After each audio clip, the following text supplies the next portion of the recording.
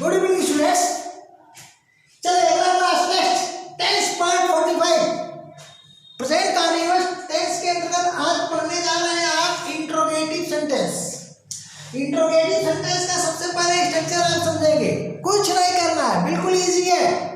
अगर आप affirmative sentence का स्ट्रक्चर समझ लिए हैं, अफर्मेटिव सेंटेंस पढ़ चुके हैं, देखो भाई मेरे चैनल पर पढ़ने का मतलब कि आपको सीक्वेंस से पढ़ना पड़ेगा।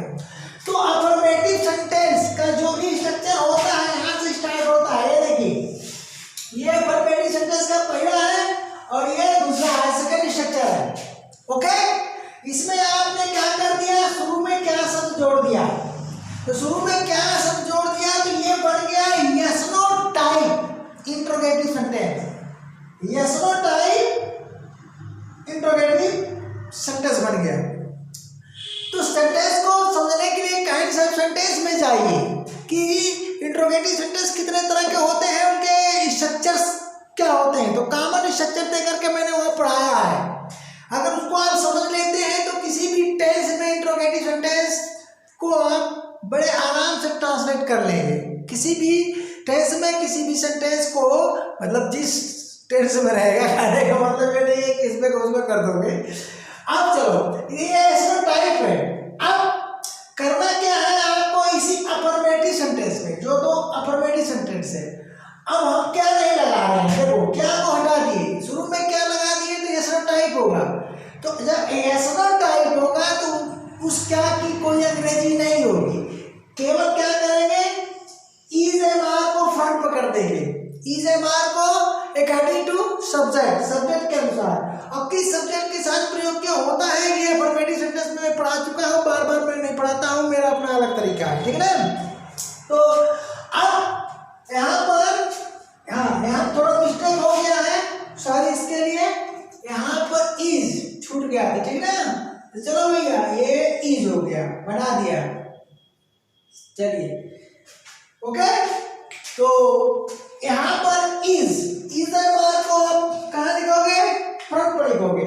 तो ये ध्यान देना है कि इज बार को जब आप फ्रंट पर लाओगे तो जो इनिशियल लेटर है, इसका इनिशियल लेटर का मतलब इनिशियल। कुछ लोगों को कहता है कि आपकी आवाज नहीं क्लियर आती, मेरी आवाज बहुत क्लियर है बेटा, तुमको प्रोनाउंसिएशन नहीं आता है। तो इनिशियल लेटर यानी प्रारंभिक अक्षर, तुम्हें प्रोनाउंसिएशन तो आता नहीं है, इसलिए समझ में नहीं आता है, ठीक ना। तो इज एंड आर में का जो पहला लेटर है, इनिशियल लेटर का मतलब फर्स्ट लेटर, ठीक ना, कैपिटल कर देंगे। क्या कर देंगे, कैपिटल कर देंगे। और सब्जेक्ट वाला जो है स्मॉल कर देंगे, एक्सेप्ट आई और प्रॉपर नाउन को छोड़कर। प्रॉपर नाउन में थोड़ा स्मॉल करोगे, आई थोड़ा स्मॉल करोगे, समझ जाएंगे नहीं, ओके। अब क्या करना है, लास्ट में मार्क कैपिटलेशन लग गया।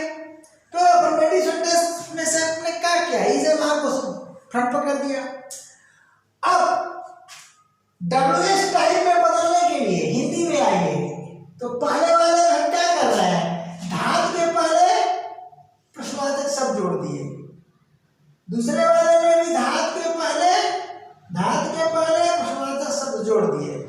तो इसके लिए इंग्लिश जो मिल रही है हमारी, हम क्या कर रहे हैं, जो एसरो टाइप का है ना, उसके थ्रू हम क्वेश्चन वर्ड जोड़ दे रहे हैं।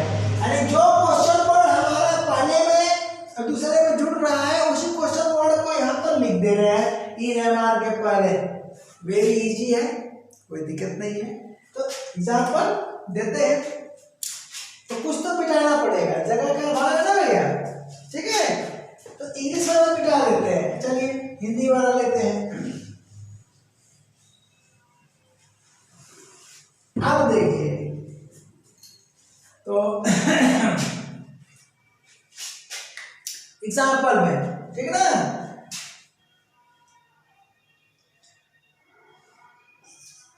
वह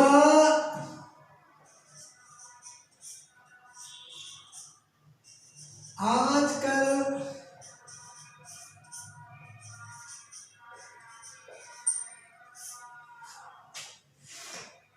आप पढ़ नहीं रहे हो, दुनिया कितनी आगे देखो पढ़ रही है। इलाहाबाद में माइक लेकर के कॉपी किताब खरीद रहा है, देख लो भैया, कबाड़ी वाला बाइक लेकर के सिलाई मशीन बना रहे हैं, बोल रहे हैं, लहसुन प्याज तक बेचते हैं, यहाँ पर बोलते हैं, तो थोड़ी दिक्कत होगी, क्योंकि जब हम रिकॉर्ड करेंगे ना तो यहाँ पर रोड है ना, शहर है, तो कोई ना कोई आता रहेगा, थोड़ा सा आप मैनेज कर लीजिएगा इसको, ठीक है ना।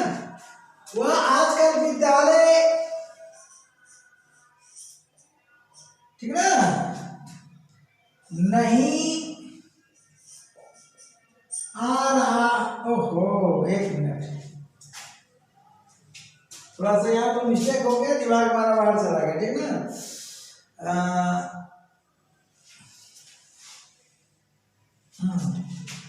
चलिए, वह, फिर से लिख रहा हूं, आजकल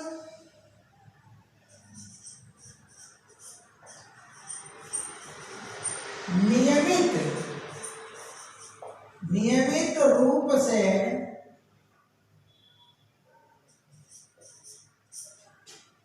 वह आजकल नियमित रूप से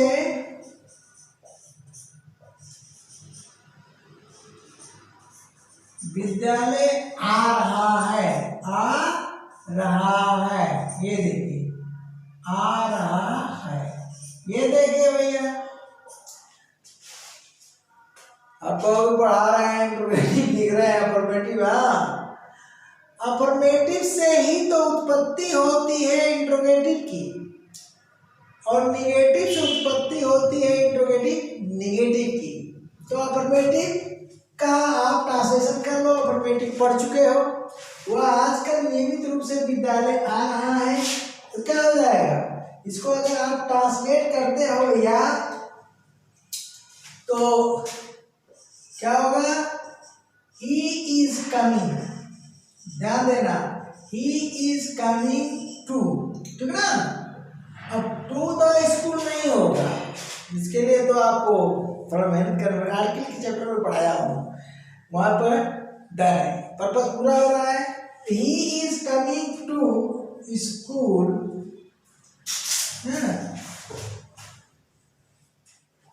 हाँ, ही इज कमिंग टू, थोड़ा सा एक मिनट रुक जाइए। अब चलिए, वह आजकल नियमित रूप से, वह आजकल नियमित, यहाँ पर से छूट गया है, वह आजकल नियमित रूप से विद्यालय आ रहा है। He is coming to school, ध्यान दीजिएगा, he is coming to school, ठीक है।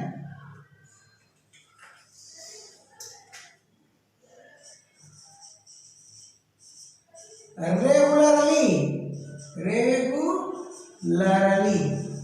ये he is coming to school regularly.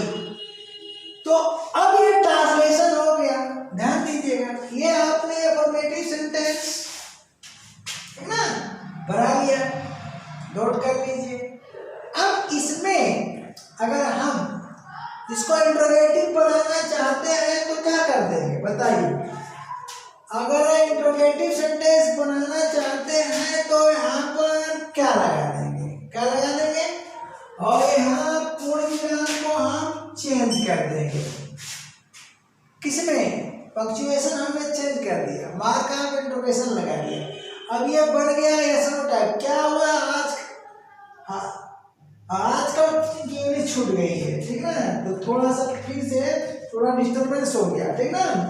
तो he is coming to school these days, ध्यान दीजिएगा, आजकल, नाउ डेज का प्रयोग आप नहीं करोगे, तो he is coming to school,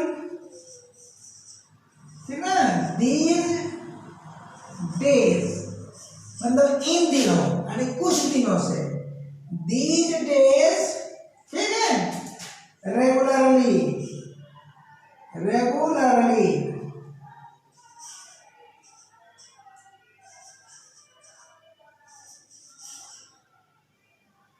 ये हुआ, ये नोट कर लीजिए अफर्मेटिव वाला, ठीक है ना, दीज डेज छूट गया था।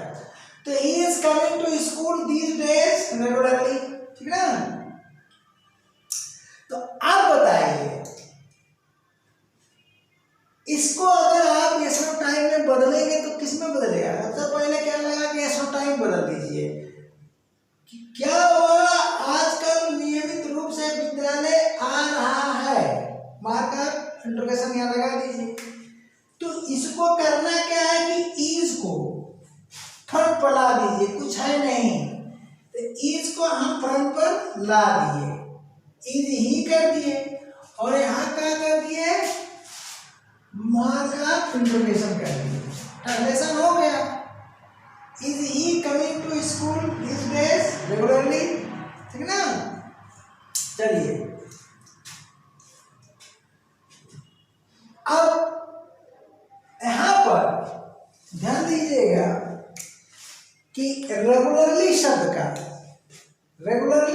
प्रयोग सही है कि गलत है, इसको चेक करिए। अगर आप कहते हो क्या जी अफर्मेटिव में he is coming regularly to school this day, या तो तुम लास्ट में लिखो कि he is coming to school this days regularly, या इस रेगुलरली को उठा करके आप कमिंग के पहले ला सकते थे अफर्मेटिव सेंटेंस में, और ही इज रेगुलरली कमिंग, ठीक ना। तो वो जानते हो क्या हो जाएगा, फ्रीक्वेंसी बन जाएगा। जबकि यहाँ पर क्या है, ये एडवर्ब ऑफ मैनर है, तरीका बता रहा है, ठीक ना। तो लास्ट में ही लिखना उचित है, नहीं तो फ्रीक्वेंसी बन जाएगा। तो बहुत से वाक्य आते हैं रेगुलरली अंदर और बाहर, तो वो हम एडवर्ब के क्षेत्र में बताएंगे। चलिए अब क्या करिए, दूसरा सेंटेंस लेना, ये तो यस और टाइम हो गया। अब हम दूसरा सेंटेंस लेते हैं।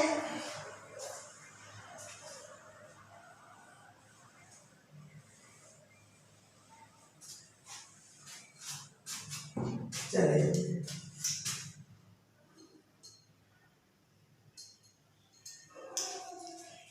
हाँ, आजकल की अंग्रेजी में क्योंकि मैं बोल रहा हूँ एग्जाम्पल नहीं दे रहा हूँ तो आप परेशान हो गए, तो मैं क्लियर कर देता हूँ, ठीक ना। क्या आजकल पृथ्वी का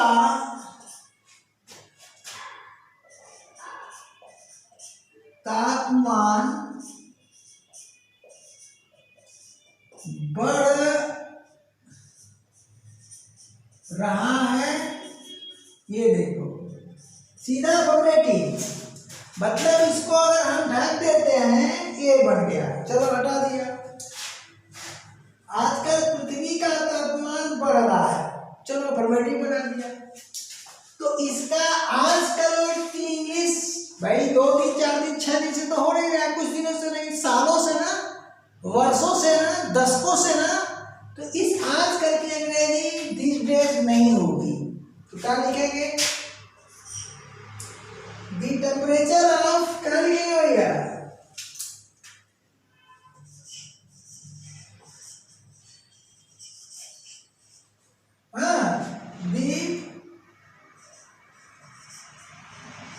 टेम्परेचर, ठीक है ना, द टेम्परेचर, तो टेम्परेचर ऑफ द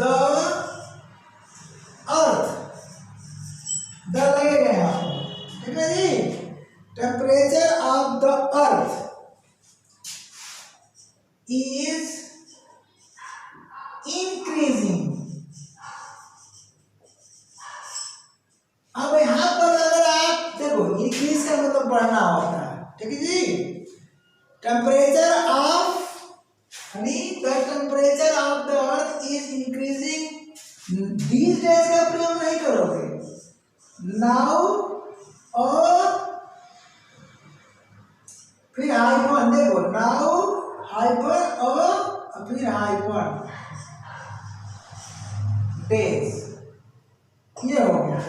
बहुत से राइटर इसको गलत लिखते हैं, लिखे हुए हैं, क्या कहते हैं कि नाउ फिर और फिर बिना हाइफन का लिख देते हैं, ध्यान देना, बिना हाइफन लगाए लिख देते हैं। बिल्कुल गलत है ये, क्योंकि अगर अ है तो डेज नहीं हो सकता है, ठीक है ना। तो हाइफन लगाने से ये कंपाउंड वर्ड बन जाता है, समय सूचक शब्द जो नाउन ही है, कंपाउंड नाउन बन जाता है, ठीक है ना, कंपाउंड नाउन बन जाता है। तो नाउ और डेज लिखने का ये तरीका है परफेक्ट तरीका। नाउ लगाए लिखिए, फिर जो है हाइफन, फिर इस तरह से पढ़ाने समय आता रहेगा, लेकिन जब हम प्रैक्टिस कराएंगे तो विशेष ध्यान हमारा रहेगा नए वाक्यों पर, नए तरीके से, नई क्रियाओं पर, ठीक है ना। जब इसका टाइम आएगा, है वो भी पेंडिंग में चल रहा है, अब सब शुरू होगा, ठीक है। तो चलते हैं। आजकल पृथ्वी का तापमान बढ़ रहा है, अब इसमें आप क्या कर दो, क्या लगा दो, पहले तो नोट कर लो, हम हट जा रहे हैं, ठीक है ना, इधर से इधर कमेंट क्या था सर, बोर्ड के सामने से हट जाइए, जबकि मैं हटता रहता हूँ, लेकिन हो सकता है उसको प्रॉब्लम आ गई हो। चलिए अब यहाँ पर क्या लगा दीजिए, तो जैसे क्या लगाएंगे आप, क्या हो जाएगा, मार्क आप बोलिए, इंट्रोगेशन हो गया या नहीं हो गया। अब तो आप क्या करोगे, कुछ नहीं करना है, इसको उठा करके यहाँ लगा दो फ्रंट पर, इसको उठा करके फ्रंट पर ले दो।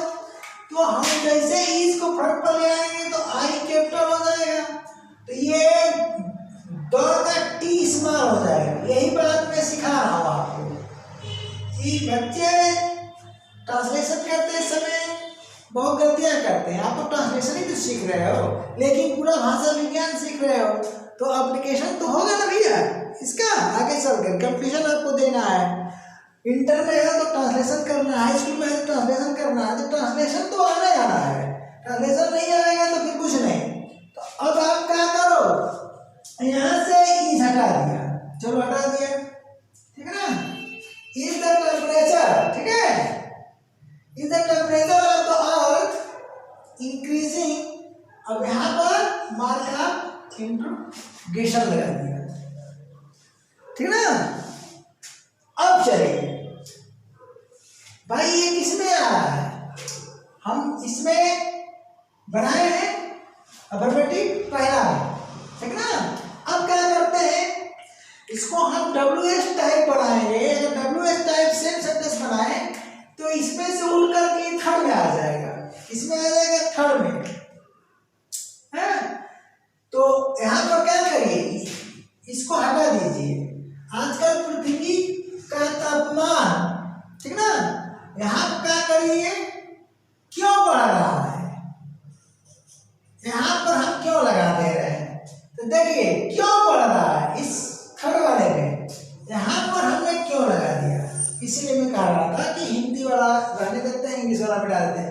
क्यों बढ़ रहा है, तो जब हम क्यों लगा दिए, करना कुछ नहीं है आपको, इस क्यों की इंग्लिश यहाँ पर लिख देना है, क्या लिख देना है, वाई लिख देना है, क्या लिख देना है, वाई लिख देना है, और इस का आई इस्तेमाल कर देना है, इसका जो आई है उसको इस्तेमाल कर देना, why is the temperature of the earth, हो गया, ट्रांसलेट हो गया, कुछ नहीं है, ठीक ना। चलिए अब कुछ और बात देता हूं, ठीक है।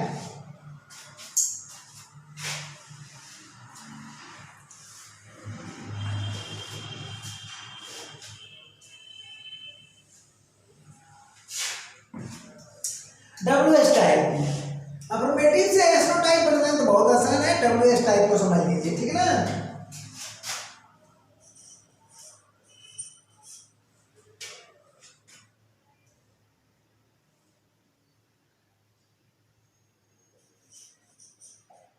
तुम आजकल ध्यान दीजिएगा, क्या कर रहे हो, मैं डायरेक्ट अफर्मेटिव दे रहा हूँ, आप समझ गए, अफर्मेटिव देने पर जो है टाइम लग रहा है, ठीक है। तुम आजकल क्या कर रहे हो, देखिए इसमें मिला, तुम आजकल क्या कर रहे हो, मिला कि नहीं मिला? चलिए, तुम आजकल क्या कर रहे हो, तो ट्रांसलेशन क्या हो जाएगा भैया? यहाँ पर इसकी इंग्लिश वर्ड लिखना पड़ेगा आपको, हो गया? अब सब्जेक्ट यू तुम है यानी यू है, आर लगेगा, तो व्हाट आर यू डूइंग, फिर आजकल आ गया, तो शॉर्ट टाइम के लिए, शॉर्ट टाइम के लिए आप दिस डेज लगाओगे आजकल के लिए, और लॉन्ग टाइम के लिए आप नाउ और डेज लगाओगे। तो यहाँ क्या आ जाएगा? What are you doing this days, this days. बहुत से यूट्यूबर हैं, बच्चे पढ़ा रहे हैं, बच्चे हैं तो बच्चे ही कहेंगे ना, अनुभव तो है नहीं, कुछ पता तो है ही नहीं है, अंग्रेजी पढ़ाने लगे हैं। नाउअडेज कैसे लिखा जाता है, नाउअडेज का प्रयोग कैसे किया जाता है, कहाँ पर किया जाता है, दिस डेज का प्रयोग कुछ नहीं पता है। लेकिन सब्सक्राइबर तो भैया कई हजार पैसा काट रहे हैं, नोट काट रहे हैं। तो कुछ लोग तो धंधा बना दिए यूट्यूब को, ठीक है, लेकिन मैं धंधा के लिए नहीं उतरा हूँ, यहाँ पर कर रहा हूँ भैया। तो what are you doing this days. अब चलो थोड़ा सा और मॉडिफाई कर देता हूँ। तुम आजकल, थोड़ा सा मॉडिफाई कर रहा हूँ, चेंज कर रहा हूँ, पहले उतार लो, उतार लो। अब इसको जो है क्या करता हूँ भाई, उतारने का मतलब वही क्लिक कर दो, लॉक करके अपना उतार लेना, ठीक है। तो तुम आजकल, वहां पूछा कि क्या कर रहे हो, व्हाट लगा दिया। अब यहां पर क्या करना है, एक नई चीज दे रहा हूं, तुम आजकल, ठीक है ना जी, कौन नौकरी,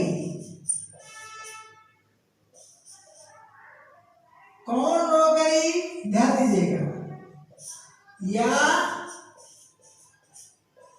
कौन काम, क्या लिखोगे, कौन काम, कौन नौकरी, कौन काम कर रहे हो, कर रहे हो, ठीक है भैया। क्या लिखा, तुम आजकल कौन नौकरी या कौन काम कर रहे हो। ऐसा अगर वाक्य आएगा तो थोड़ा सा हिंदी का और इंग्लिश का दोनों का स्ट्रक्चर मॉडिफाई होगा। अगर सारे स्ट्रक्चर बना दूं मैं तो संख्या बहुत ज्यादा हो जाएगी, दिक्कत होगी, तो आप इसको समझ लीजिए। देखिए इस स्ट्रक्चर में है रहा रहेगी, इस प्रश्नवाचक शब्द के बाद यहां पर क्या आ गया, प्लस संज्ञा आ गया, क्या आ गया, संज्ञा आ गया, क्या आ गया, संज्ञा। ये नौकरी क्या है, संज्ञा है, ये नौकरी क्या है भैया, संज्ञा है। काम क्या है, संज्ञा है, ठीक ना। तो करना कुछ नहीं है। इंग्लिश वाला जो सेकेंड स्ट्रक्चर है, ये व्हाट है ना, है व्हाट, काटे इसलिए कि मिटाना है, यानी देखिए प्रश्नवाचक के बाद संज्ञा आया है शब्द, तो अब इंग्लिश में भी प्रश्नवाचक शब्द के बाद संज्ञा को जोड़ दो और कुछ ना करो, वेरी सिंपल। क्या कर दो, इंग्लिश में भी जोड़ दो।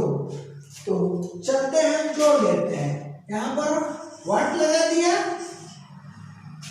चाहे नौकरी हो चाहे काम हो, दोनों के लिए जॉब शब्द का प्रयोग करेंगे, यानी व्हाट जॉब। दूर हो गया, थोड़ा नजदीक कर देता हूं, ठीक ना। व्हाट, चलिए, what job are you doing this day, बढ़ गया,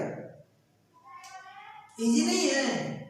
अब चलिए थोड़ा सा इस स्ट्रक्चर की भी बात कर लेता हूं, ठीक है जी।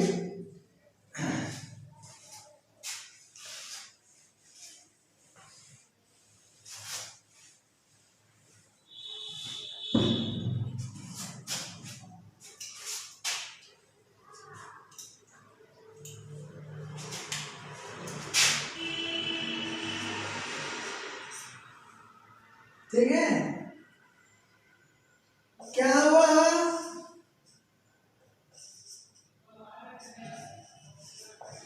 क्या हुआ, बाहर खड़ा है, क्या हुआ, बाहर खड़ा है, कोई साथ में आया बाहर रुक गया, हम चलाए अंदर, तो मैं आपको देखो तो बाहर खड़ा है क्या, तो क्या हुआ, बाहर खड़ा है, ध्यान दीजिएगा भाई, ये वाला स्ट्रक्चर है तो क्या हो जाएगा, चलिए ब्लैक से ही शुरू कर दिए तो ब्लैक से लिखते हैं, इज ही स्टैंडिंग। अब बाहर की इंग्लिश में कुछ ना कुछ तो मैं दे ही देता हूँ, मेरी आदत में ठीक ना, सेंटेंस में कुछ ना कुछ दे ही देता हूँ। अब is he standing out, out का प्रयोग करोगे तो गलत हो जाएगा।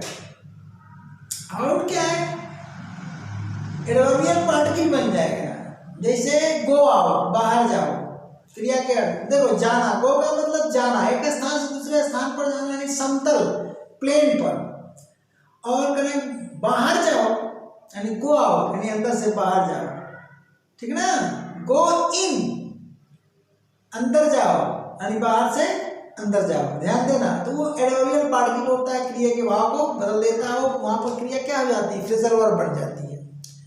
यहाँ पर फ्रेजल वर्ब नहीं है, तो आउट अगर लिखते हो तो गलत हो जाएगा, यहाँ पर स्थान सूचक एडवर्ब लगाना पड़ेगा, ठीक ना, एडवर्ब ऑफ प्लेस। तो आउट एडवर्बियल पार्टिकल नहीं है, एडवर्बियल पार्टिकल वह शब्द होता है जो देखने में एडवर्ब और प्रीपोजिशन की तरह होगा, लेकिन क्रिया के भाव को क्या करता है, वो आंशिक रूप से या पूर्ण रूप से बदल देता है, ठीक ना। तो अब यहाँ क्या होता है, आउट साइड लिख दोगे, क्या कर दोगे, आउटसाइड, आउट लिख के छोड़ोगे तो गलत हो जाएगा, ठीक ना। तो ये हो गया एडवर्ब, ये क्या हो गया, एडवर्ब ऑफ प्लेस, ठीक ना।